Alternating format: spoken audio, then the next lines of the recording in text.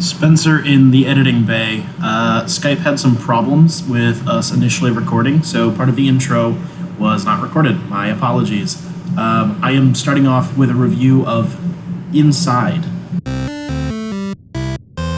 So, as a big fan of story conveyed through subtext and signs and symbols and all of that, I felt like there was just very little here to go on for the vast majority of the game. I was intrigued by the setting and the world building going on, but there is literally zero answers for anything, and including an alternate ending. There seems to be like 3 or 4 major interpretations, and none of them are terribly interesting to me. I think it might just be a taste thing, but I feel like Limbo handled its kind of subtextual, slow build story a little better. It had a little bit more going for it on the world building angle that kept my interest, whereas this just introduces elements with fairly little link between them, whether it's for the use of gameplay or just story building, and doesn't culminate to very much by the end of it. So story, which is kind of the main draw, was a bit of a letdown. I enjoyed it more on my second playthrough for sure, but outside of collecting more achievements, I don't think I really want to play it again, whereas Limbo I have gone back and played a couple of times. So gameplay is it's a 2D but with the aesthetic of a 2.5D side scroller. You know how these things play. You have your basic movement, jump, you can slide down embankments, jump onto ropes, swing around.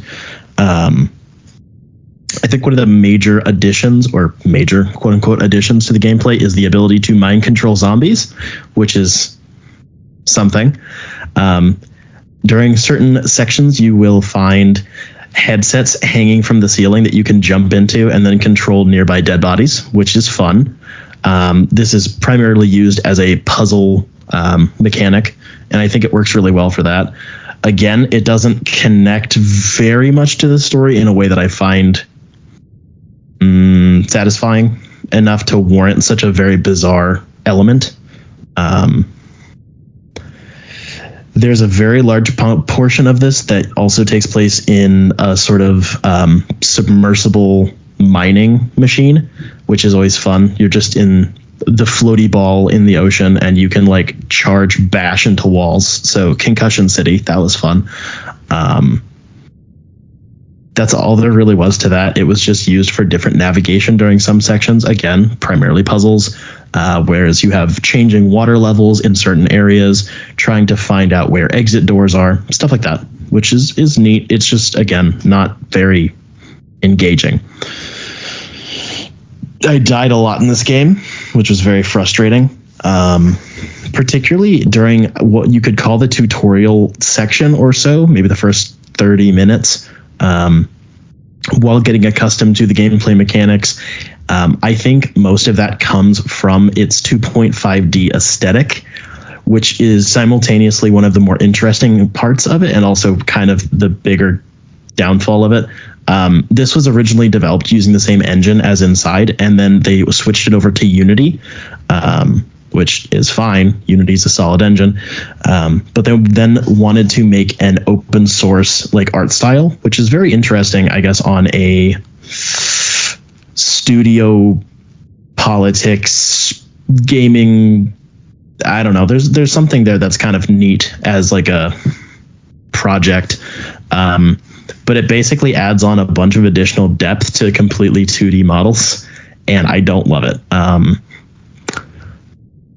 It's a 2D game, but it looks like it's 2.5D, except there are elements that happen on a third dimension that you have no control over, and I think that that's very frustrating.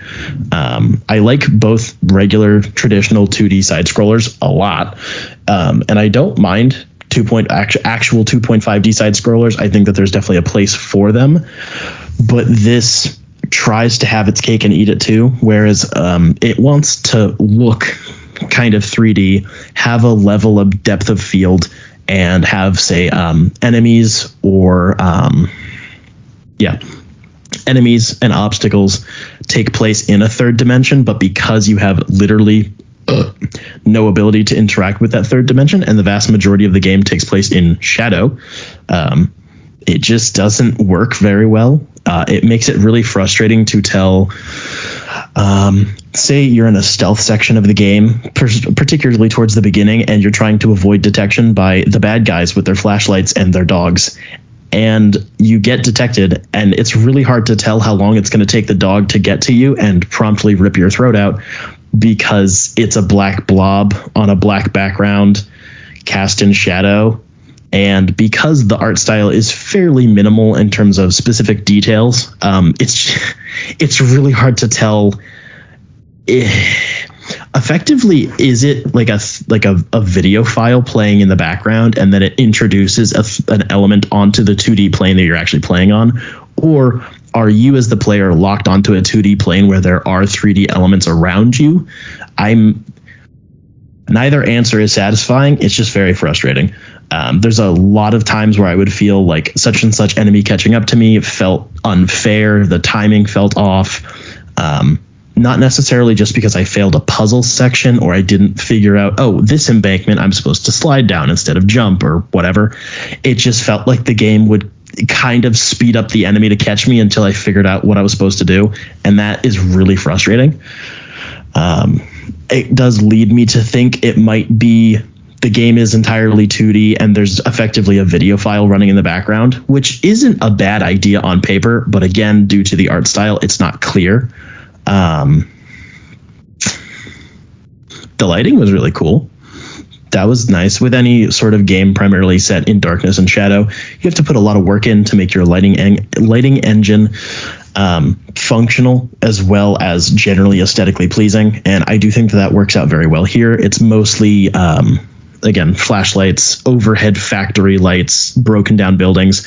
So you have a mixture of like bluish white moonlight and yellow orange kind of interior burnt out fluorescent bulbs. And that was pretty cool.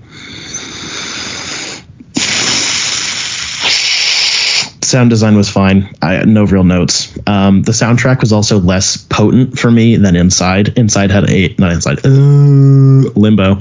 Limbo has a phenomenal soundtrack, especially its opening like title credits and main menu music. Phenomenal. This just didn't have the same punch to me. Call it taste. I don't know. It just seemed a little half-baked. There are a kind of collectible ? It is a gameplay mechanic, but you don't really find that out until the end of the game. There are what look to be like metal generators during some areas of the game that might be part of a puzzle or are just hidden in an out-of-the-way area. And if you turn them all on or push them over or whatever, that is a part of unlocking the secret ending, but they just feel like collectibles while you're playing. It's fine. It doesn't, again, add very much. Each playthrough was about 4 hours. I played it through twice. I paid $10 for it, which is fine. It was initially released for PlayStation, PC, and Xbox One. It was then later ported to Switch and I believe iOS. It's a reasonable price point, especially for this type of game. I'm just kind of disappointed with the lack of coherent thematic content. I'm not expecting like Super Meat Boy levels of playtime. It's not that type of a 2D side scroller. These sorts of games are known for having a short story that's a little confusing with really weird messaging and theme that's kind of woven around some central element of the game. And this just didn't really come together. I wouldn't recommend this if you're not into this sort of shit.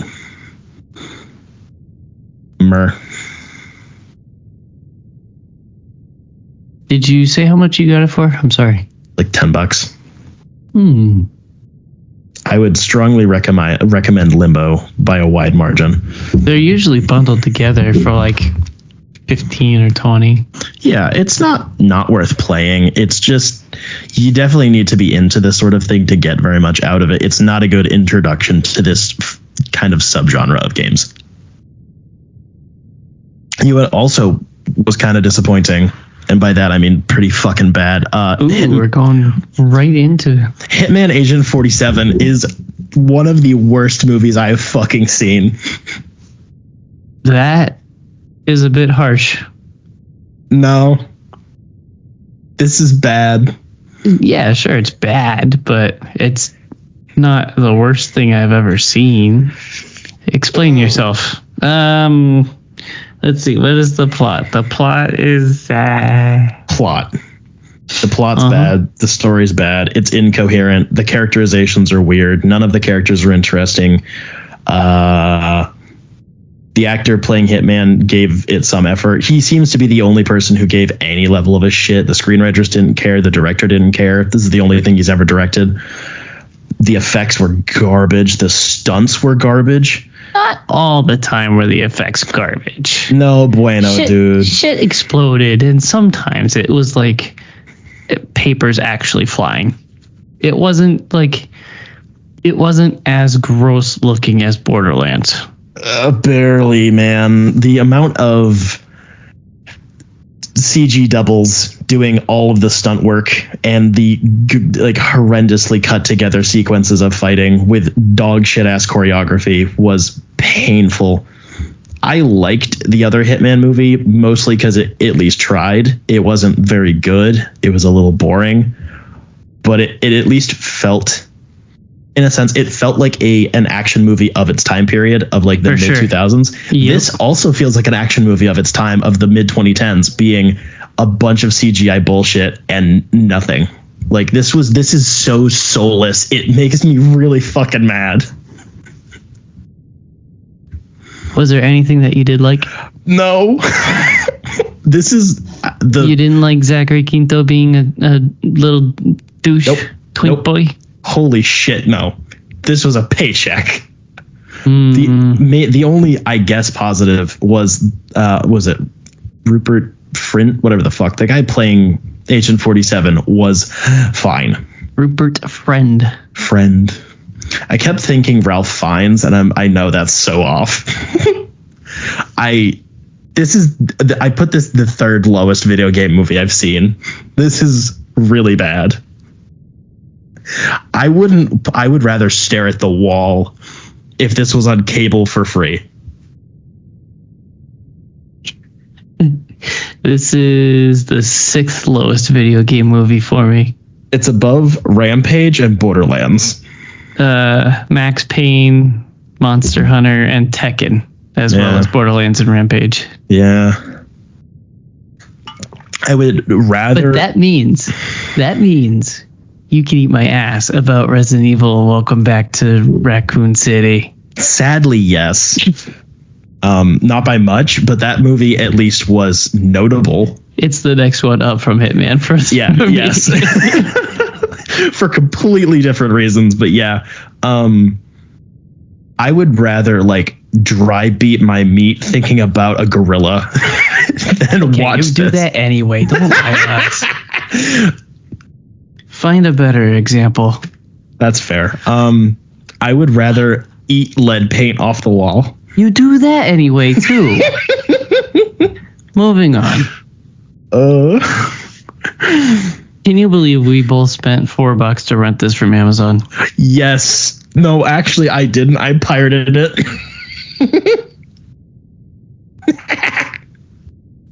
Moving on to the news from StarWars.com.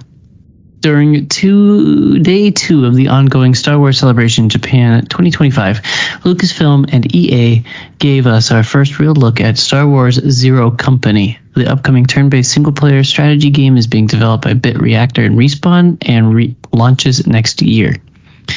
Respawn has their fingers in a lot of pies, and I don't really approve. They can put their fingers in my pies. Respawn is getting fingers cut off and games canceled, so I think they just need to focus on 1 or 2 things at a time, but that's my opinion. According to the devs at Respawn and Bit Reactor, Zero Company features an original story set during the Clone Wars. Lucasfilm says this era is a perfect time for Zero Company because this is a rare period when both sides of the conflict were equally massive and powerful. In the trailer, we see what appears to be a ragtag group of soldiers and heroes, complete with a Jedi, smuggler, clone trooper, droid, and Mandalorian warrior. The team seems to be called in to take on tricky and sneaky missions against the droid armies of the Confederacy of Independent Systems, aka the bad guys, in the prequel trilogy. Or are they? Oh, beans. I see through the lies of the Jedi.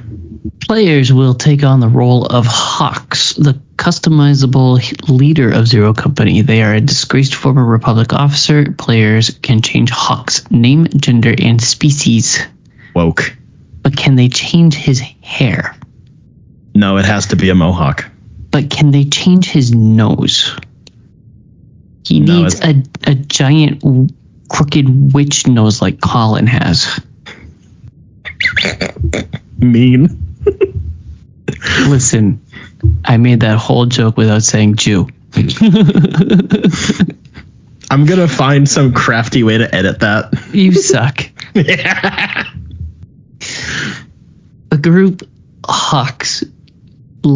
group Hawks leads is an elite but messy merc group that is willing to get their hands dirty. Bit Reactor wants players to experience a cinematic and easy to hop into strategy game that can appeal to all sorts of fans. If you want the game to be harder, you can play with permadeath and limited saves. One of the original characters is Trip, a veteran clone who served with Hawks. Another character is an Umbarian sniper who doesn't like the Republic. He's literally me, but is willing to work alongside the group to beat back a shadowy enemy. What, the Jedi? Jews? No, it's the Jedis. Pay attention. The Jedi of the group is a Padawan seeking to finish her fallen master's mission, but heck, if you want, you'll also be able to run a full squad of astromech droids. Not all those characters will get along, but Bit Reactor says that as they work together, they'll become better at fighting alongside each other despite their differences. Between missions, players will return to the Den, a grimy HQ that is set in a location previously seen in Rogue One. In this headquarters, players can also customize characters and recruit new soldiers for Zero Company. Also in the headquarters is a big holomap that players use to track battles and start new missions. Lucasfilm claims that the map in Zero Company is the biggest map seen in a Star Wars video game. Vandor from Solo and Anaxes from Bad Batch are set to appear in the game. Star Wars Zero Company is launching in 2026 on PS5, Xboxes, and PC. Just in case you're confused, this is XCOM but Star Wars. Yeah, and I'm so fucking in. I'm falling for the bait, and I don't really care. Wow. This is Halo Wars for for like turn-based, and I'm here for it. It's a simple entry point. It looks the gameplay looks okay. Original story is all up my alley. Yeah, I like the time that they placed this game in. That's going to be a lot of fun. Yeah. I'm so gonna run up a squad full of Astros though. That'll be a hoot. I had another fun thing. Yes. Hawks to Colin would love that joke from 12 months ago. Excuse yourself Okay. from life. I also like that they're not marketing it with like they mentioned 2 cameos from very minor characters and 1 returning location. That's it. I think that's pretty cool. And the cinematic trailer looked fantastic. Speaking of, Colin watched the trailer right next to me because he was in a Star Wars mood. Did he like it? Seems like it. Is he going to get the game, you think? If he remembers, if he remembers it exists, he won't. He'll at least watch the cinematics on YouTube. The queen bee of this news from That's Polygon. why I went first, so that you could have this one. Oh, you're so generous. Thank you, madam. What's your angle? From Polygon.com, The new gameplay trailer for Chronos: The New Dawn debuts some tense gameplay featuring the protagonist, a time traveler with futuristic armor and an arsenal of weapons, facing off against misshapen, human-like enemies with oozing, wiggling tendrils emerging from various parts of their bodies. Someone has already made porn of this, I guarantee it. I got to see even more at the Game Developers Conference in March, where I sat down with Jacek Jaiba and Wojciech Piedzio, who are co-directing the game at Bloober Team. You didn't see, and neither did our listeners, but I was doing the TMNT finger wave with ooze as you said it. Oh, I thought you were doing the wiggly woos thing, so I'd shit myself. No, the ooze. We prefer ooze. You know, just kind of rolls off the tongue better. I need to rewatch that. That's good shit. And I can tell you one thing for sure, this game looks hard. I didn't play Chronos myself. The preview was hands off, so instead I was treated to watch the game devs play through a section of the game as their colleague told me about its time traveling premise. The time hopping happens across at least 2 distinct time periods, where the present time period is wrecked by a horrific mutating pandemic that's transforming many humans into monstrous beings, and then there's the before times, when the pandemic was just starting up and people didn't know how bad it was going to get. Damn. Beans. I'm already sold. The developers were purposely vague about the rest of the story, though, citing their desire to avoid spoilers in response to almost all of my questions about it. They want players to experience the sci-fi narrative on their own when the game is ready. When I asked them about an easy mode, both developers shook their heads and said it's hard mode in the old school way.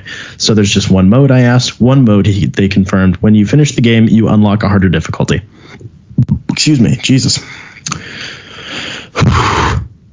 When the developer pointed out the game setting, Poland, which is also where the devs are from, I asked if there was any historical events that players might want to know about if they aren't already familiar with the country's history. Beans. We said at the beginning of 1980 for various reasons. In the early 80s, the country was under martial law, and the same is true in the alt history 1980s of Chronos, albeit not for the same reason. In Chronos, martial law is enacted because there is a disease, and the government is saying, no, it's all right, everything is all right, just be at home, it's cool, it's okay. But when the time-traveling protagonist goes back in time to before the pandemic went widespread, a couple of days before everything goes to shit, they'll learn more about what happened and why. But again, in order to see that story, players will need to be very methodical and strategic while playing Chronos. One point of order came up in the newest trailer, which features this ominous sentence splashed across the screen: "Don't let them merge." Shoot the legs, anybody? That was also the #1 tip that both developers told me to keep in mind when facing the game's enemies.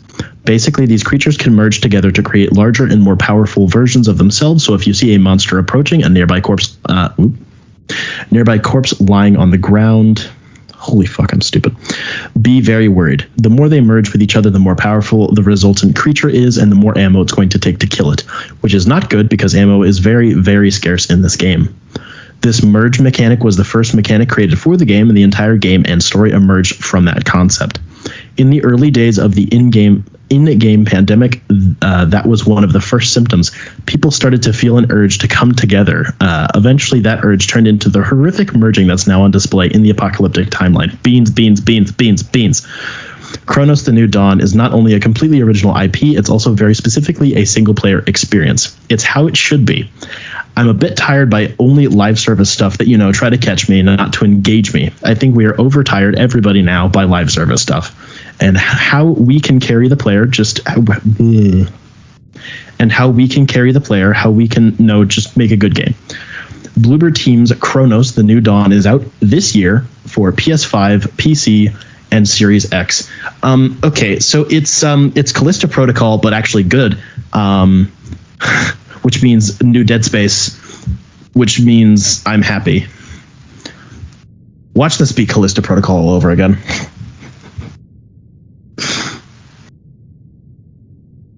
I have faith in Bloober to be better than Callisto. I also had faith in Kraken, but that didn't get me very far. I say having played the game 8 times.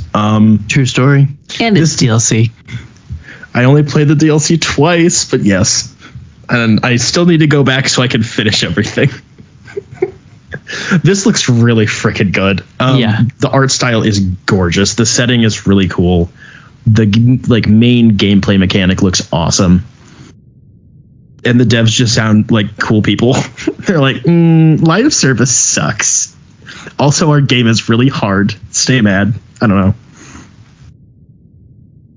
From Kotaku.com, Nintendo has officially revealed Mario Kart 9, and it's actually called Mario Kart World.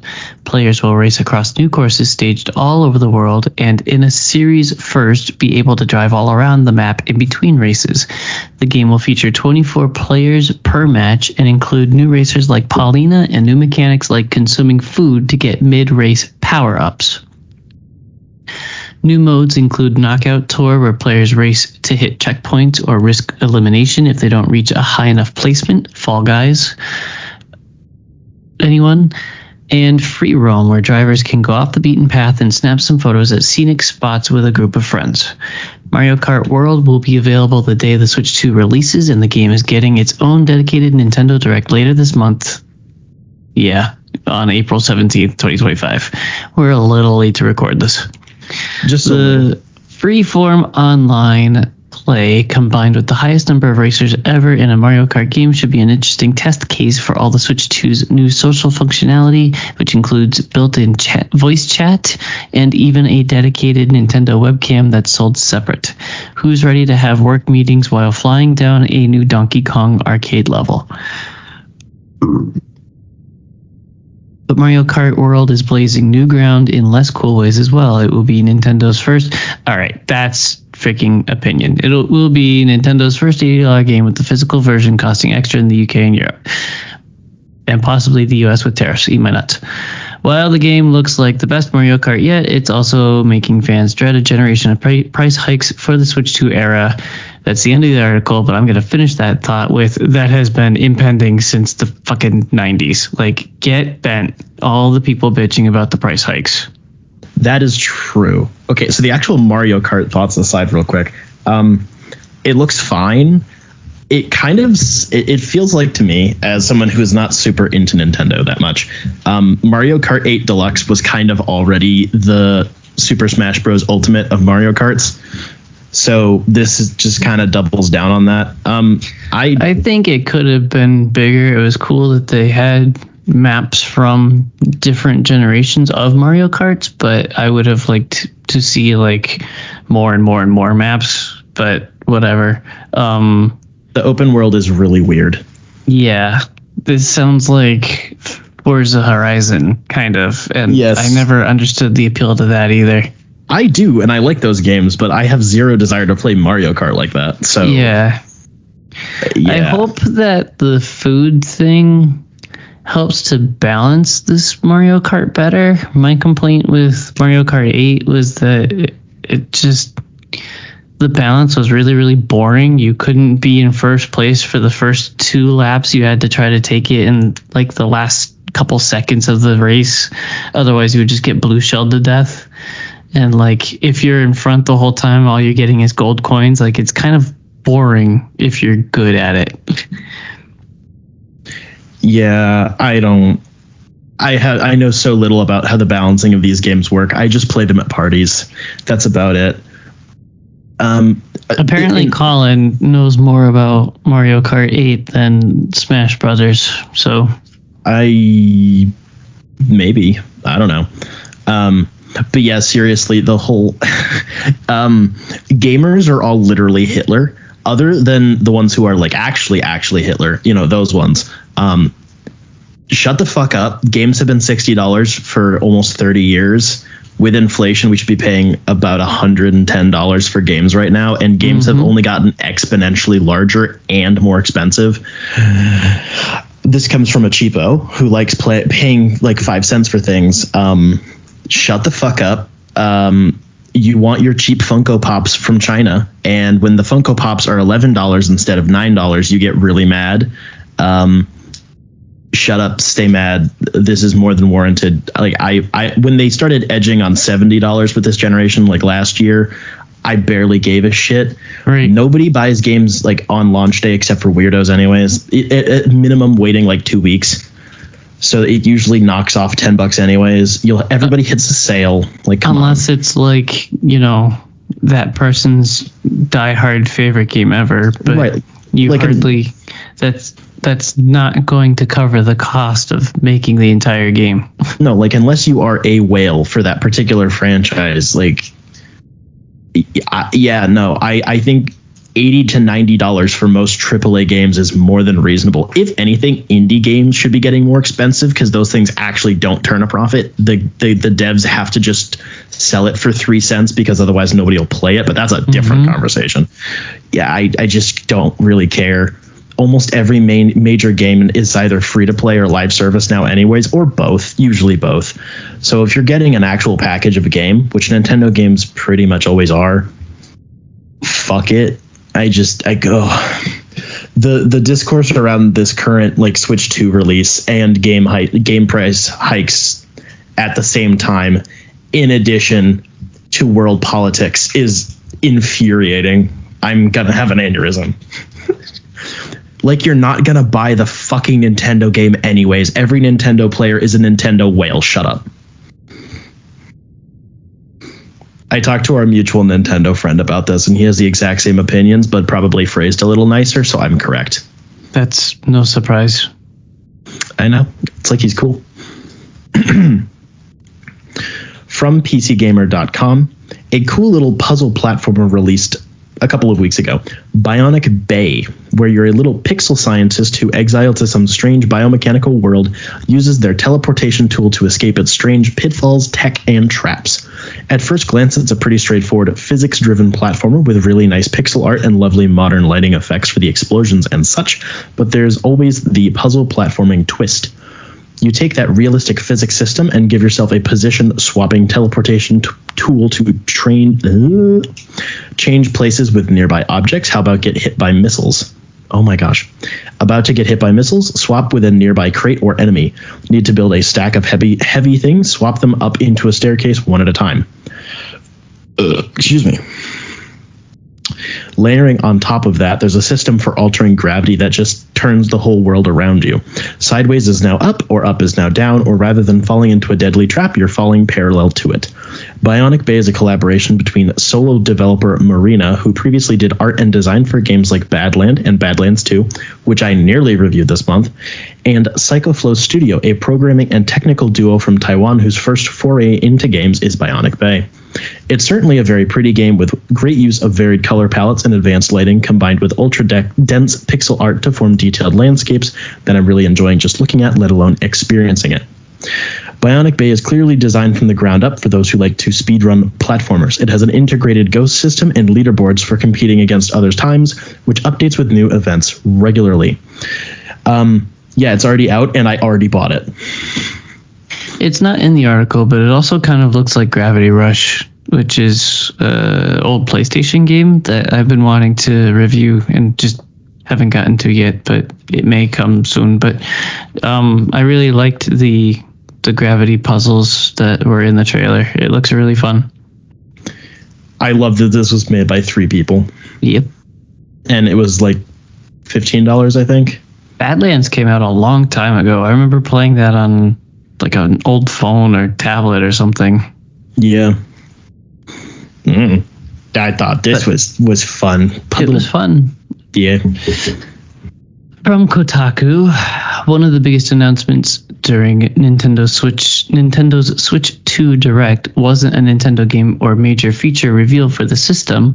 Instead, it was from Elden Ring developer From Software, who closed out the showcase's partner segment by revealing The Dusk Bloods, a new Souls-like from the team that will be exclusive to the Nintendo Switch 2. The game sure looked like a Bloodborne sequel for a second, with all its Victorian architecture and a gothic aesthetic, but that's a Sony game, so this is legally distinct, if you say so, Chief, and seemingly lets you play as a vampire that sucks blood out of your enemies. According to the trailer description, The Dusk Bloods will be a multiplayer-centric game which will support up to 8 players who vie for supremacy among themselves and against challenging foes. I'm not interested in this. One, because I'm not planning to get a Switch 2, but also I don't really like the idea of Bloodborne in Fortnite.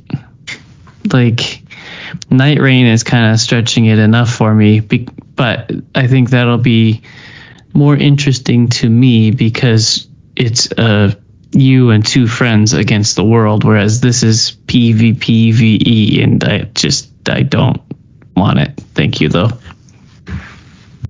Yeah. I really thought it was Bloodborne 2 for a minute, and I was getting really excited. Yeah. I knew that it was good. They were working on a Nintendo exclusive game, but I got my hopes up. Can we at least get a Bloodborne remaster already? Come on. I have a thought about that, and it might be nothing, but there have been ports or remakes or whatever, I don't really know what they are, trying to run Bloodborne on PC, and I've seen things like an easy like jumping puzzle can't happen at 60 frames per second. You have to drop it down to 30 frames per second. So I wonder, like, if it's just complications with how the game is built. Like, you would basically just have to completely remake it to get it on PC or, on PS5 because it can't run at the higher frame rate. Fuck it. I don't care. Lock it at 30. I don't care. I don't need every game to be 60 frames. Well, FromSoft games with their tight combat, mechanics, it is helpful to have those extra frames. Yes, but it's been 10 years and I want to continue whining about it. They've already re-released other games. Come on. I've tried revisiting Bloodborne, and Father Gasoline kills me every time, and I'm like, you know what? I beat it once. I'm good. From Polygon.com, in Metal Eden, the upcoming sci-fi shooter from Ruiner developer Raycon Games, Raycon Earbuds, progress is all a matter of breaking apart the old in order to make way for the new. Sometimes that means indiscriminately mowing down whole swaths of enemies. Other times it means upgrading and enhancing your abilities to inflict ever more spectacular feats of lethality. In either case, progress is only ever a work in progress. Practice makes perfect. Players assume the role of Asuka, a fleet-footed battle android known as a hyper-unit tasked by their mysterious creator to save a human colony city called Morbingus? From a mysterious erosion that's taken control of the city's automated defensive and imperiled the lives of every human trapped within. There's a lot more to the game's premise than that, but the gist from the start is straightforward. Regain control over the city, rescue the colonists, and eliminate anything that stands in your way to do it. At a glance, it's not difficult to pinpoint the root of Metal Eden's influences, a sci-fi boomer shooter with an emphasis on arena-based combat and zippy environmental traversal. Raycon's sophomore effort combines the brutality of 2016's Doom with the verticality of Ghost Runner, Mirror's Edge, and Titanfall 2 to create a match made in Metal Eden. Yeah, got him. The coolest feature in the game's arsenal and the chief distinguishing feature of its gameplay is Metal Eden's core-ripping mechanic.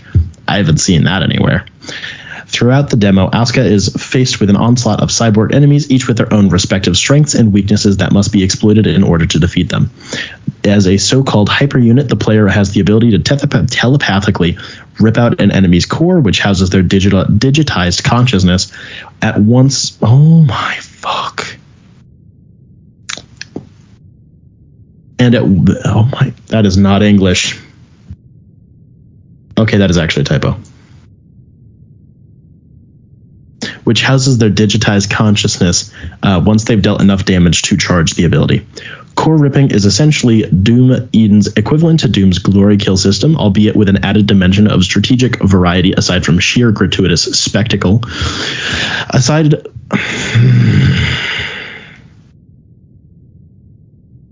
Bippity boppity boop, pumpkin, go away.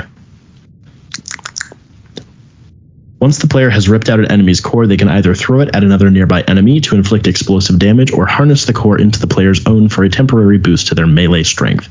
The latter tactic especially comes in handy when the player is faced with larger plate-armored enemies that they'll need to chip away at in order to adequately afflict damage. Metal Eden will be released May 6 in a couple of days from recording time on PlayStation 5, Windows, and Xbox Series X. Shiny robot Doom go burr. I saw today that Doom the Dark Ages did away with the glory kills and replaced it with something else, and they were being mysterious about what the something else is, but they were like, the glory kills were kind of meticulous. So we changed it up a little bit and we made it better. So I'm excited for that. I didn't catch anything about that. I feel like it might just make sense because there is a lot more melee-based combat in Dark Ages anyways that you don't need glory kills. And although to be fair, it does. If you do 15 glory kills in a row, it does get a little tedious. Yeah. It sounds like Metal Eden is a lot more melee combat too, so I don't know. Yes. Oh, good. You got a long one. I can make another drink. Sorry. I'm going to speedrun this. From PCGamer.com, the Oblivion remaster is real. It's here, and it's actually a lot bigger, file size and ambition-wise, than we were expecting. This isn't just a conversion to a 16:9 aspect ratio and a remastered version upgrade listing on the Oblivion's store page. This thing is a whole $50 game, 115 gigabyte download, with a visual and interface overhaul that I'm surprised Bethesda didn't try to bill as a full remake instead. Oblivion Remastered launched on April 22nd of this year. Bethesda announced the launch during its reveal stream on the same day, which was supposed to be one of those and it's out now surprises. It would have been if not for the months of leaks leading up to the reveal. Oblivion Remastered is available on Steam for $50 and through Game Pass. It's $60 for the deluxe edition with exclusive armor, weapons, and horse armor. Yes, Bethesda really is selling the horse armor again. Oblivion Remastered includes the base game, all add-ons and DLCs from the original game, so Shivering Isles and the Knights of the Nine included, and the deluxe edition has new quests for unique Akatosh and Mehrunes Dagon armors, weapons, and horse armor. The visual update in Oblivion Remastered is actually pretty big, as well it should be for that 115 gigabyte file size. During the reveal, Bethesda and Virtuous explained how Unreal Engine 5 is powering a lot of the beautiful lighting and other visual updates. Here are some of the visual updates in the remaster. New real-time lighting system, new character models and landscapes, and every single asset redesigned from scratch. Lots of new character and combat animations, new lip sync technology for NPC voice lines, more ambient details like insect and fish, and redesigned menus and interfaces. Suck my nuts, Spencer. I beat you. So yeah, it's been interesting watching this happen through the week. It's really weird what they did with the game, because it's like basically running like the old version of the game in the engine, but then they have Unreal Engine 5 running on top of it for just the visuals. It's really strange, but it's working. I agree. If only they were going to take this approach with Elder Scrolls 6. I don't think so. I think you would just want Elder Scrolls 6 in Unreal 5 instead of running... It's too late for that, dude. Well, I would imagine stacking engines is hard. Probably, but so is making a game in a 25-year-old engine, but they still do it. I mean, sort of. They updated it yet again for Starfield, so I don't know. It's just like, what's a good example? It's like some of those horrible monsters in Elden Ring that just keep, like, sewing more limbs onto their body. It started as a normal human, but now it's just a big freaking ball of arms spinning around, beating the shit out of you. I mean, that is what happened with the original Halo engine. That's why they made the slip space engine for Infinite. Was they're like, yeah, we've had too many additions onto this. This is really it's a miracle it still works at this point. We need to start from scratch. Ironic, of course, because that didn't stick. But, you know. I love that it still has the original voice actors in the game, because there was a lot of like big names in the cast for that game. I saw a clip of somebody younger than me playing the game and going, wait a minute, that's Sean Bean. Like, oh, fuck. I'm just glad it's getting people to actually play it, because Oblivion is actually a good game. Yeah. Unlike Skyrim. Right. I literally bought Baldur's Gate like a day or two before this dropped, and everybody at work was like playing it like the same day and all excited. They're like, are you going to play it too? I'm like, yeah, but I just got a really big RPG. There's no point in me buying this new one and having it just sit there. Like, let me dig through Baldur's Gate 3 for a while first, and then I'll get this. Fair. I don't know what the point of them selling the horse armor as paid DLC yet again. Like, because Bethesda sucks dick. I mean, to be fair, it's kind of a joke because the original horse armor was like, yeah, I know. Really? You're selling that? Yeah. But then they did it again for the meme. Like, I don't know what you're trying for, but it is kind of funny. It is funny. It still feels dumb and not in a good way because they know it's worthless, but and people are still going to buy it. So they're winning. Well, Bethesda players do like drinking their slop. Just watch this be the best Bethesda game that they've released in 15 years, and it will be the best one for the next 15 years, and it's a fucking remaster. Yep. Speaking of mixed feelings, from Polygon.com, Marathon was officially revealed in May of 2023, and Bungo has been relatively quiet since its announcement. But as the studio gears up for the game's September 23rd release date, it's opening the floodgates on all things Marathon. The studio started the event with a quick intro and a flashy trailer, followed by some of its developers discussing the game in more detail. This led to a significantly longer trailer, narrated by Ben Starr of Final Fantasy XVI and Balatro fame. Those are two things you know about, explaining how Marathon works. The idea is I don't know anything about Final Fantasy 16. I know, it's just like the third time I've said that, and it's funny to me. It's a stupid inside joke with myself. Okay. Because you're on like a tiny JRPG kick recently, and you love bringing up Final Fantasy, but not doing much with it. Yeah, like SpongeBob and Squidward looking through the window at Patrick or whatever. Yeah, basically. That's how I feel. I just love thinking about you hypothetically as like a massive JRPG nerd, but you're so not. It's an inside joke in my own brain. It's like me watching all your shitty auteur movies, trying to understand them. That's what I'm doing with JRPGs right now. Oh, that's so true. Did you get that meme I sent earlier? Which one and where? On Instagram about Mace Windu telling Anakin to shut the fuck up about his thesis. Yeah. I was wheezing. Anyways. The idea is that each player inhabits the shell of a runner, a bio-cybernetic mercenary body. Players will then group up in teams of 3 to drop into a variety of maps on the colony of Tau Ceti 4. What's so funny, chuckle fuck? You being extremely tired trying to read slowly sounds like the guy with the tie from Smiling Friends. Inhabits a shell of a runner, a bio-cybernetic mercenary body. His name is Alan, and he's my husband. Okay. I'm spraying him with dirty brown water. It's true. You got to lock in sometimes. Once they arrive, players will search around the environment to... Jesus. Oh, that's too good. That's getting clipped and shipped.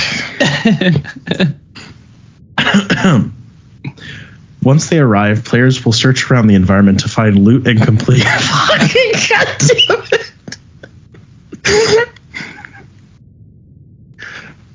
I need to like vocode it onto like Alan's fucking vocal tone or some shit.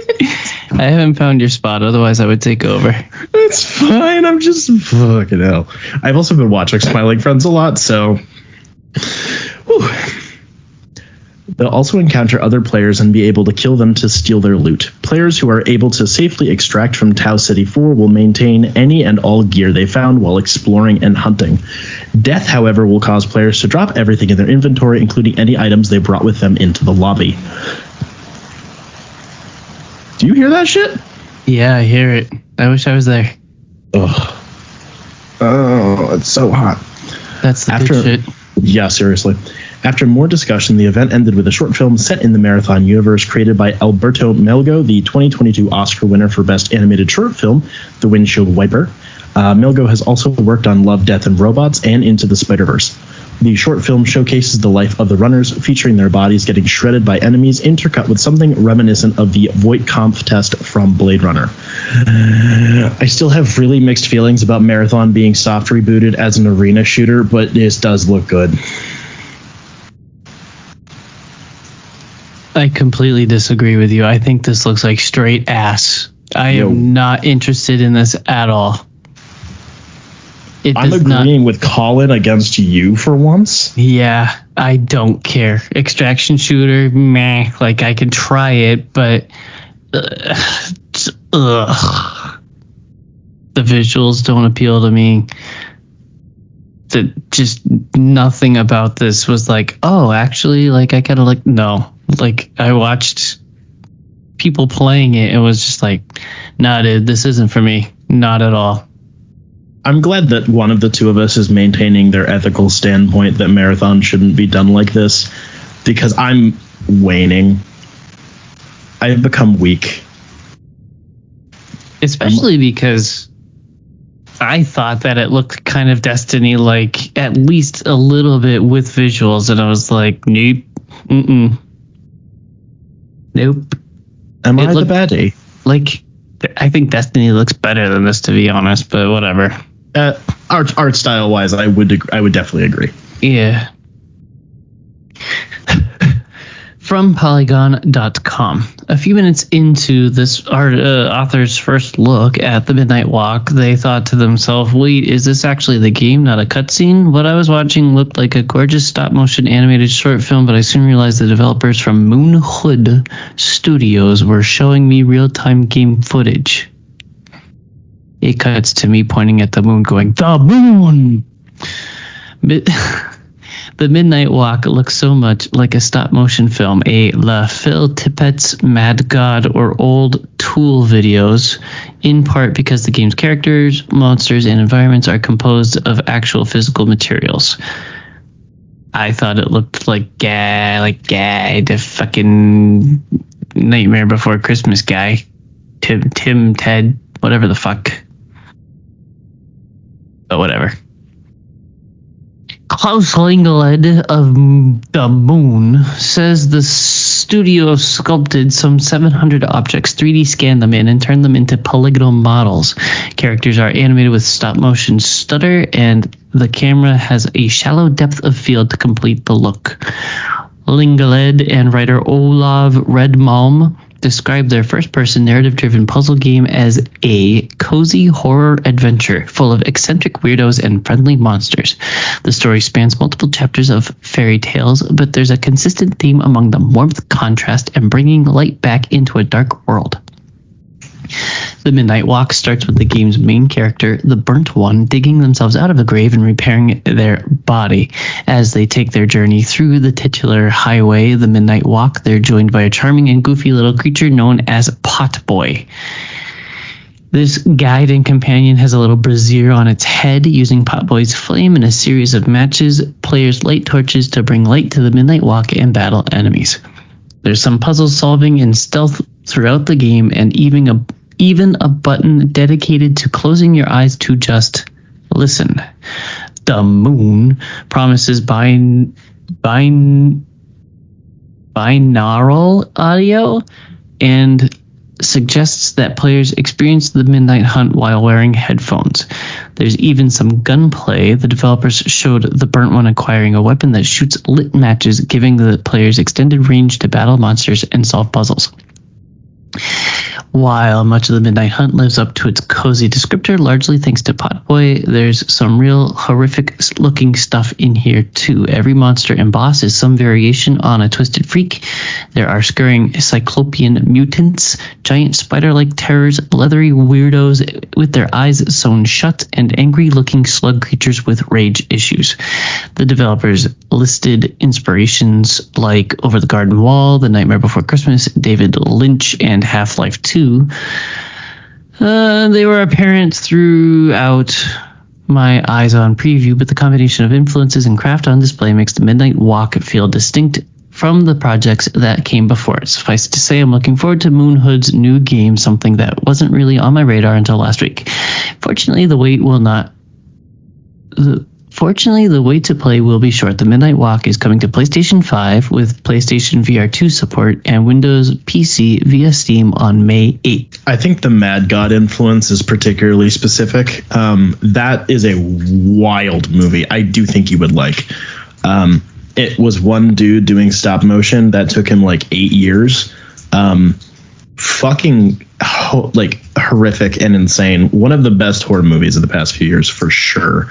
I think that one definitely stands out among the influences the most. I don't like the Tim Burton style. Oh, I never have. It's not that at all. It's not that. That's just your typical. Everyone recognizes that that's stop motion. Trust me. Like the stuffed animals with eyes sewn shut, and like just it goes for a feel, and I don't like the feel. I've never gotten it. I can fix you. This game looks cute though. I like that it's simultaneously cute and disturbing. It's incredible how they made the game, like scanning so much stuff and putting it in game. Like that's all really crazy good stuff. I agree. Love a weird process like that. Yeah. Just committing to the bit in like very unnecessary ways, but it always adds to the experience to some extent. From Kotaku.com, imprisoning war is a key part of the backstory for The Legend of Zelda Tears of the Kingdom, and it will be playable in the next Hyrule Warriors. The latest Zelda Maisu spinoff will let fans take control of the Hyrulean princess, Konai King Rau, and other sages as they try to lock away the Demon King again in centuries before the events of Breath of the Wild. It's currently slated to arrive sometime this winter, so potentially early 2026. Oh my gosh, I can play as a girl. Let's fucking go. It's not like Link isn't basically a girl anyways, but like, you know, apparently the Hyrule Warriors games have been kind of cooking in the background for the past few years. So that's cool. I still have not played any of those ones, but this trailer looked really fucking cool. Skimming a PCGamer.com article, we try to wrap up the video game news with some games that are coming up in the next month. So we have Revenge of the Savage Planet. It's the sequel to Journey to the Savage Planet, coming out May 8th. We got Doom the Dark Ages coming out May 15th. We got Elden Ring Night Rain coming out May 30th. We got Capcom Fighting Collection 2 coming out May 15th. We got TMNT Tactical Takedown May 22nd. Onimusha 2 May 23rd. Some F1 game May 30th.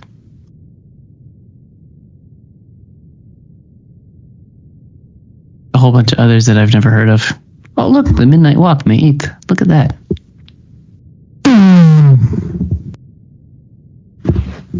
I can't wait for Doom. I'm so excited. Yes. Yes. Big Is it my turn shield. now? Big shield. Big sword. I think it's funny that they're doing the different colored bullets like Cuphead that you parry. It's so funny to me. In Cuphead, you're parrying the pink bullets, and in Doom, you're parrying the green bullets. But it's like the same exact mechanic, and it makes me chuckle.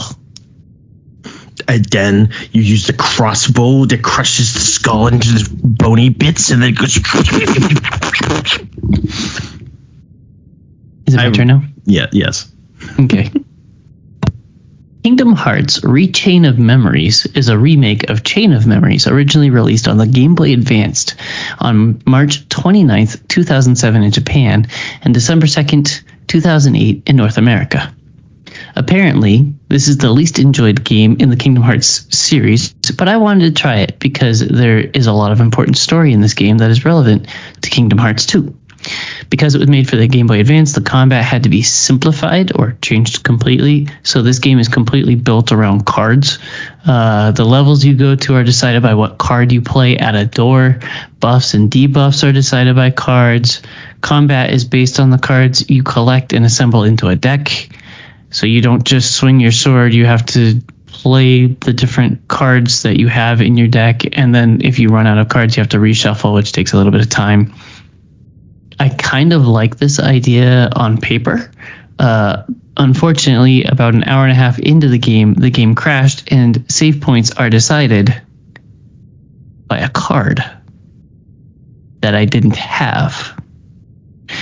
After losing that much progress, I lost interest. YouTube filled me in on the important story beats, and I moved on.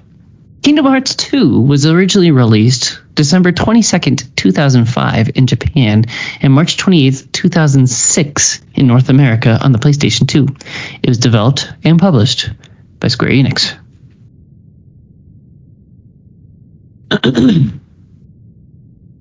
For the story, a very underrated joke that I love very much is about Bloodborne, where the story and cutscenes condense down to blood, nightmare, hunter, blood, dream, hunter, blood, moon. Allow me to do the same. Moon. Allow me to do the same for Kingdom Hearts 2. Heartless, darkness, heartless, Riku, darkness, heart, Kairi, heartless, friendship, Ansem, darkness, Organization 13, heartless, Donald, and Goofy, darkness. You don't need to know anything beyond that.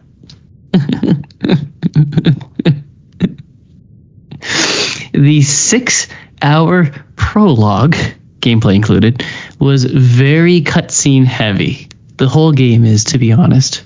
And it tries to tell a story. But even my research before pressing play left me feeling confused and simply wanting to just hit stuff with my really cool Keyblade. Eventually, Sora meets back up with his friends Donald and Goofy, and they tour the galaxy of Disney Worlds, reuniting with the friends they met there in the last game, Kingdom Hearts 1, and help them with another crisis. I thought that the carryover from the past game was fairly well done and didn't feel like sequelitis. Organization 13 is very funny to me. It's a bunch of edgy anime dude bros dressing in the edgiest black trench coats with hoods and muttering about the darkness and heartless and just generally being a pain in the ass. Once in a while, one of them would be a boss fight, but usually they would just show up through a wormhole they can seemingly control at will, say something cryptic, and sometimes steal what Sora was about to take to progress the plot. But they look cool and edgy and cool.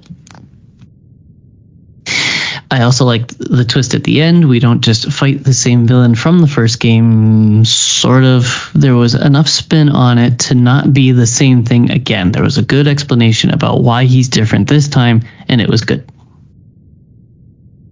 For visuals, this game looks really good. Because I'm playing the latest Final Mix release, it has had plenty of HD polish splashed all over it. Lots of particles and flashes of light at every sword clash. A weird thing I noticed was that in the first game, Sora, Donald, and Goofy would get a unique outfit for every themed world they visited. In this game, they usually had a costume change, but there were a couple of worlds where it didn't even happen, and I thought it was just kind of weird. Apparently in this version, there was a Christmas-themed costume added to the Nightmare Before Christmas world, in addition to the spooky Halloween costume that they already had. This wasn't in the original Kingdom Hearts 2. Maybe I'm already remembering the first game wrong, but it would have been cool if there was a themed costume for Hercules' world and for Disney Castle, and I don't even remember at this point, a couple others.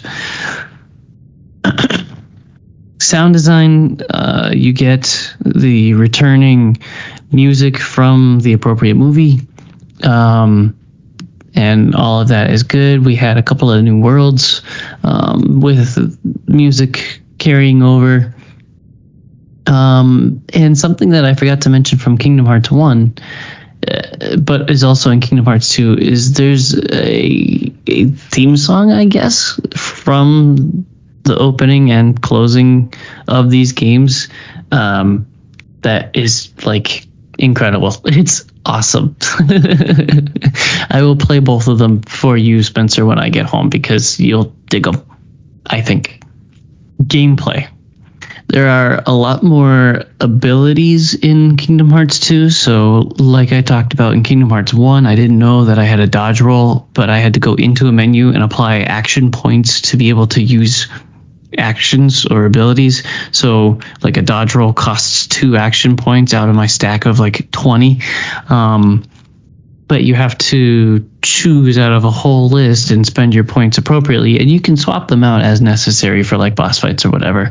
There's a ton more of those abilities in this game, and there were also a lot more ability points that I could spend on those abilities. Something different between this game and the last game, the magic bar times out at when you deplete it. So if you're casting spells, you have to pick up the orbs from dead enemies, or if you deplete the magic bar, you have to sit there and wait for it, like, I don't know, 30 seconds or a minute before it fills back up. So it keeps you from spamming magic unless you find a way to break the game, like speedrunners do. A small note, something that I thought was cool, whenever an ability was in yellow font instead of white, it means it would automatically deplete all of your magic points. And I thought that was a really cool, like, little detail to notice, like, as you're playing the game and trying to make decisions on how to fight. Like, that really helps you to understand what's going on very quickly. This game adds drive forms, so you can... It's basically an ultimate, and it depends on what characters are in your party. Like if you only have Goofy, you would get one drive form, or if you only have Donald, you would get one, or if you have them both in your party, you would get a different one, and you could choose between which drive form you wanted to use. And this led to more menuing. Some of the drive forms let you pull out a second Keyblade to swing around, and it's basically an ultimate, but it affects your movement and your spell casting abilities. One of them would let you do like air combos pretty much as much as you could. It was an interesting addition. The Y button or triangle is basically an interact button. So there were some boss fights that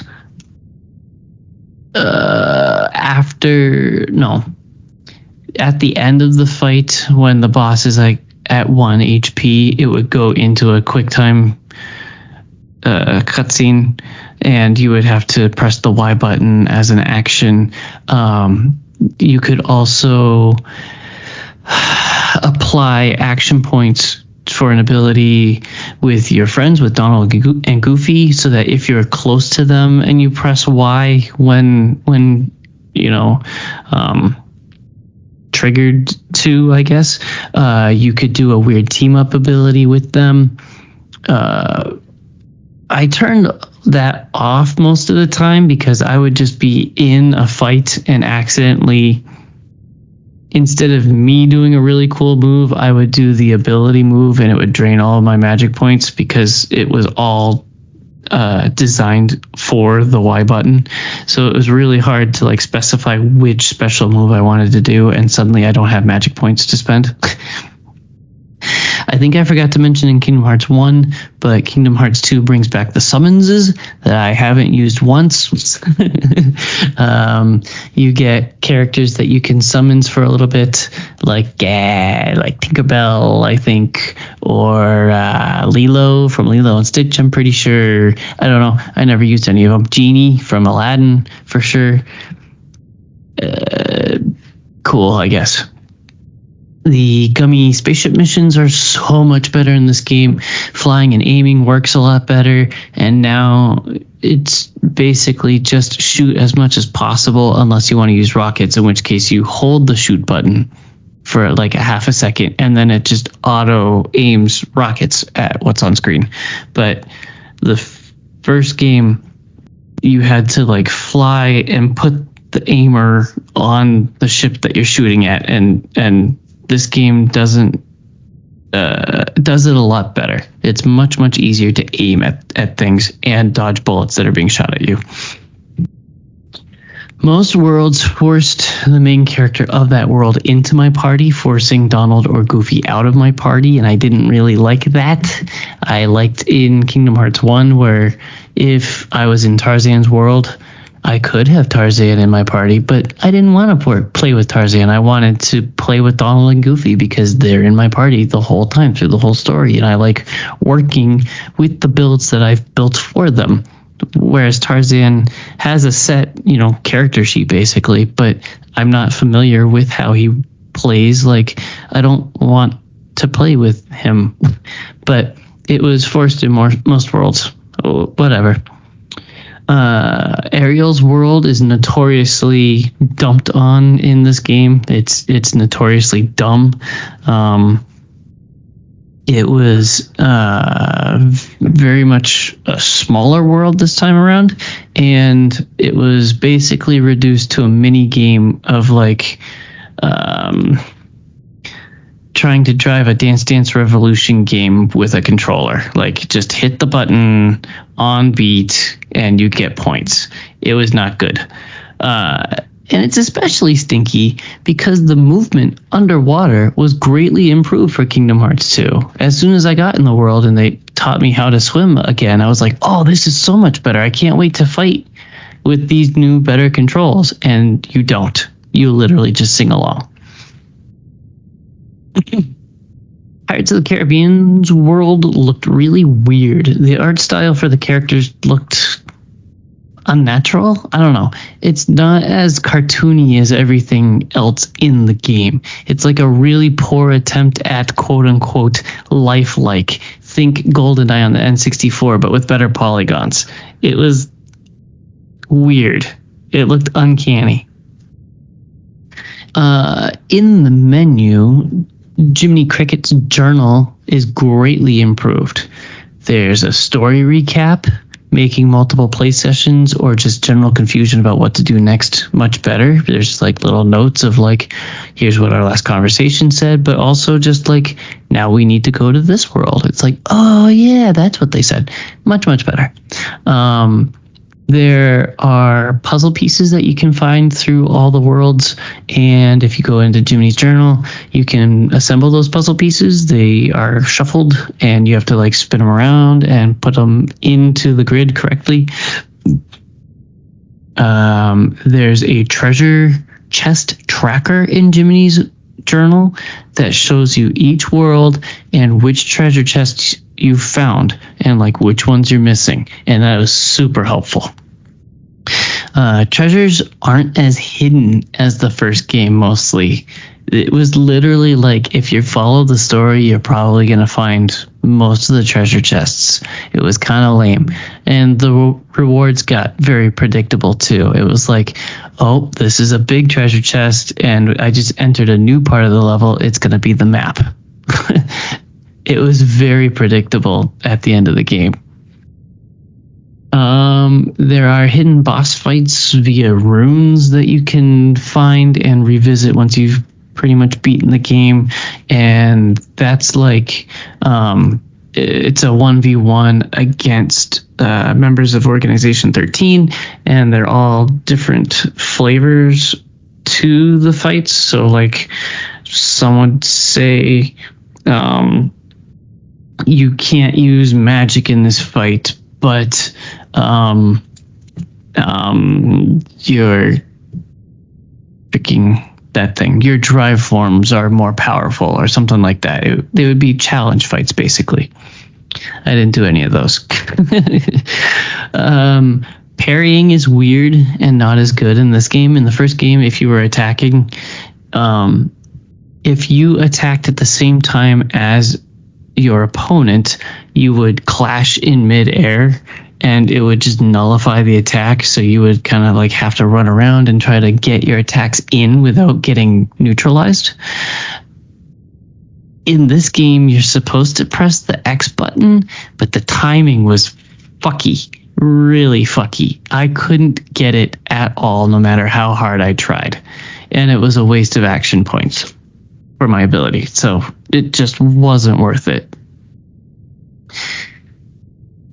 The end game limits collecting to tons of grinding.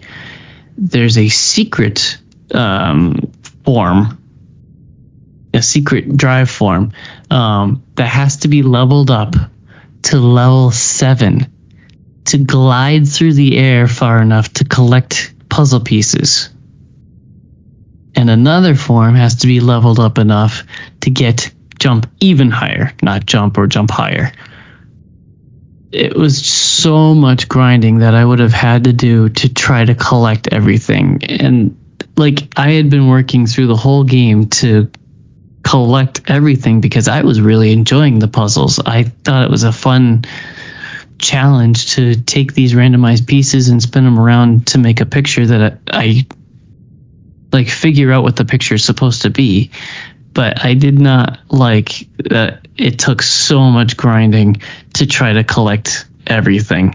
I would have rathered like a platforming puzzle to try to find like a hidden secret, not grind levels. Cringe. Crafting unlocks early and is kind of useful, but the ingredients are clearly controlled by the story, limiting the crafting to mostly endgame grinding yet again. I regret playing on normal, despite getting stuck on 2 or 3 bosses. I know I would have gotten good and been able to beat it on hard mode and gotten the achievement for it, because this was made for kids, so the normal difficulty was pretty easy most of the time. In closing, I completed this game in 30 to 35 hours. And it's well known as like the best game in the series. And yeah, I can see it, but the story kind of brings it down a little bit. It definitely dumps you right in the middle of what's been happening in the last 2 games. Like, this is clearly a sequel, and you need to have a good idea of what's going on, or you're just gonna be playing the fun Disney game. What version of this did you play, and on what? This is part of the Kingdom Hearts Final Mix 1.5 collection, HD collection. And I'm playing it on I played it on my alternate lifestyle Steam Deck.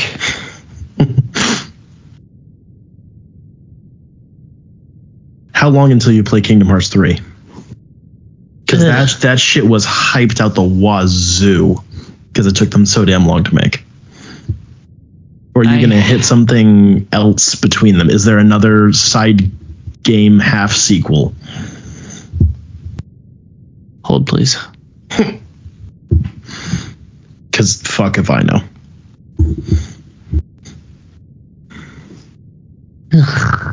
In charge of planning, Yoda was. Mm-hmm.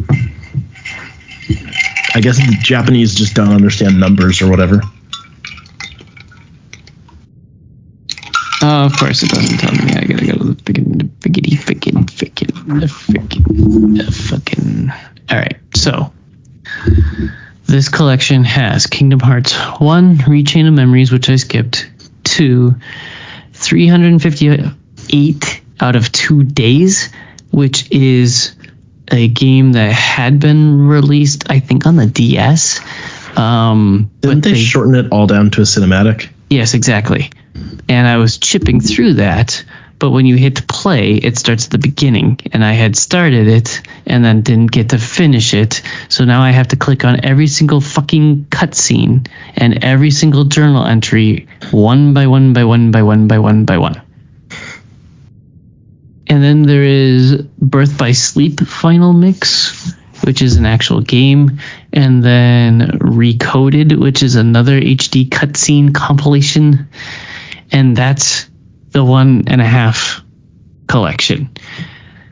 The 2.5 collection, I think, is only one game and then a couple of movies. Let's see. To think you wanted to move to Japan for work. I still do. Kingdom Hearts 2 collection is Dream Drop Distance, which is a game, and then there's a movie and then a short episode that leads right into Kingdom Hearts 3. So I have 2 games in between 2 and 3 and a couple of movies. I love that 2.5 Final Mix HD doesn't include 2. Correct. The fuck? Yes.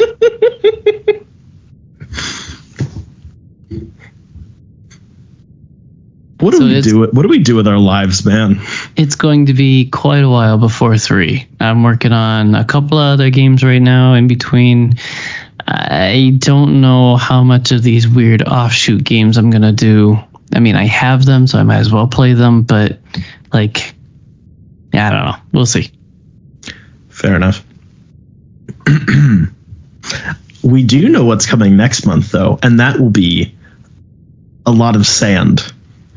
Because we're doing a Prince of Persia themed episode. I hate sand. It gets everywhere. I will be playing Prince of Persia 2008, the critically and commercially mal-aligned, incorrectly semi-reboot-ish that I actually have a really big soft spot for. And we will be watching the Prince of Persia Sands of Time movie adaptation. Which one are you playing? The Lost Crown came out 2 years ago, I think, by Ubisoft. Yeah, the most Metroidvania. Yeah, the most recent actual game, because there's also the remaster thing. As predicted, I hit the spot last night where I could not go 5 feet without saying the fuck word. Fuck you, you fucking fuck this, fuck that game, fuck. Yeah, it was getting ugly.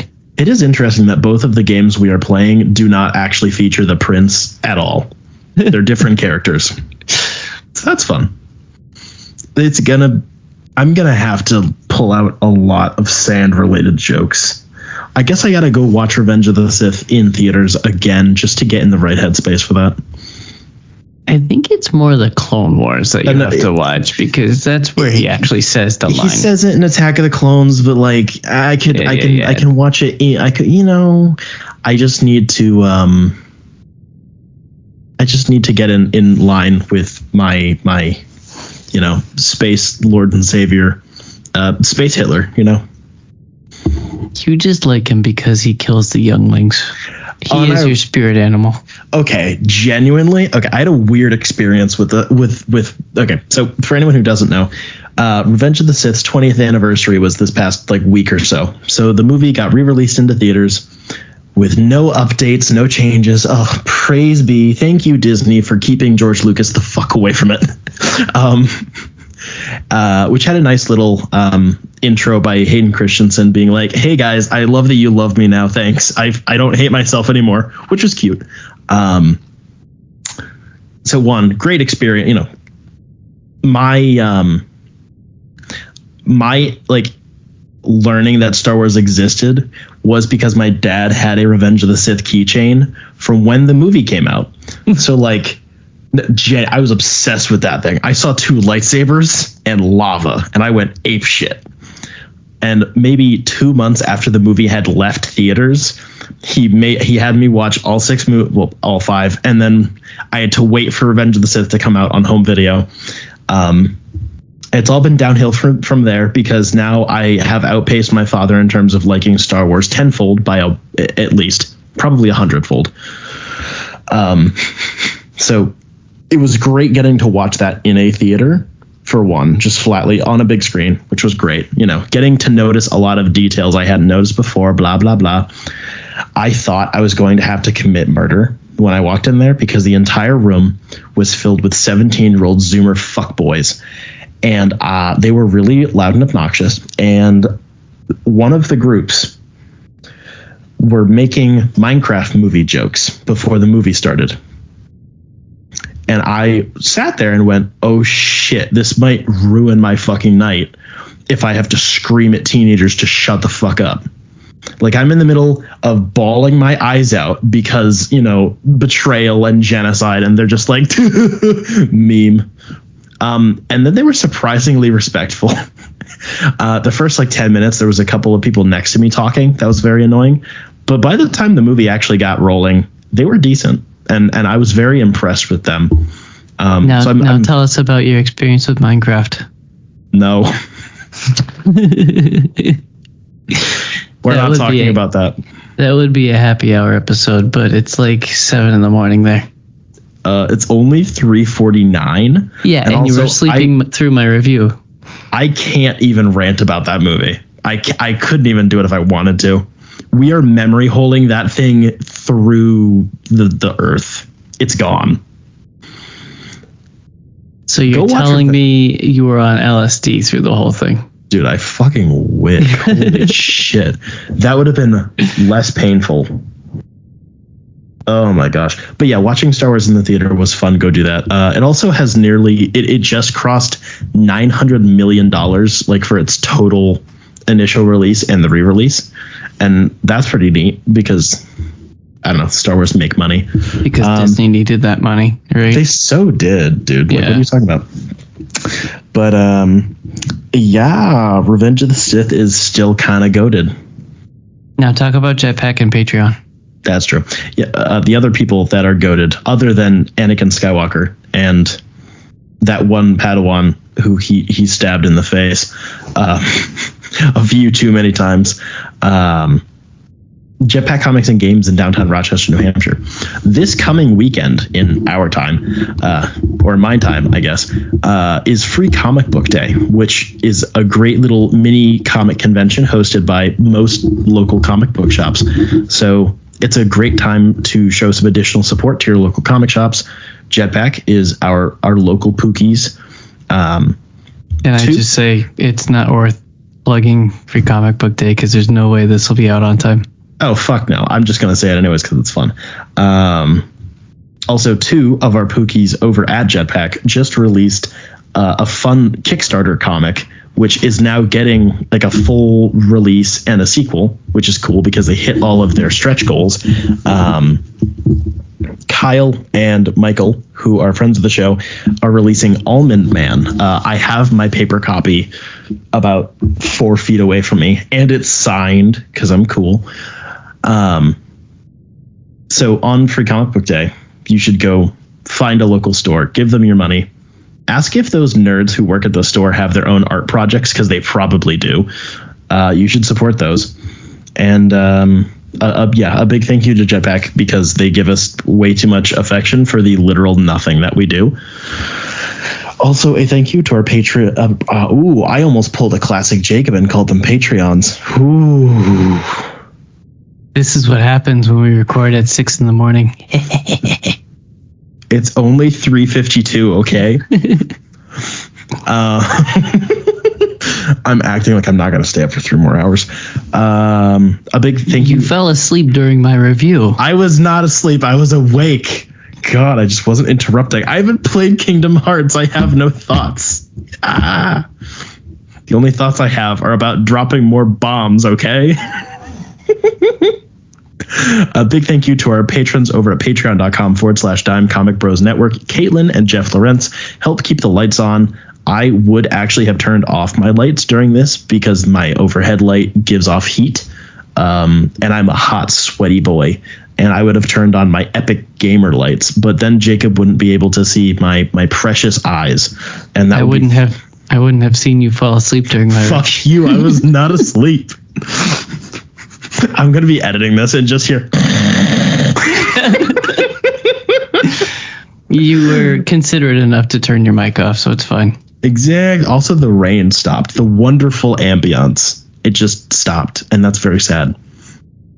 Make sure to tune in next month for our wonderful Prince of Persia themed episode, and maybe we'll build some sandcastles when it's all over. I hate sand. It gets in my ass.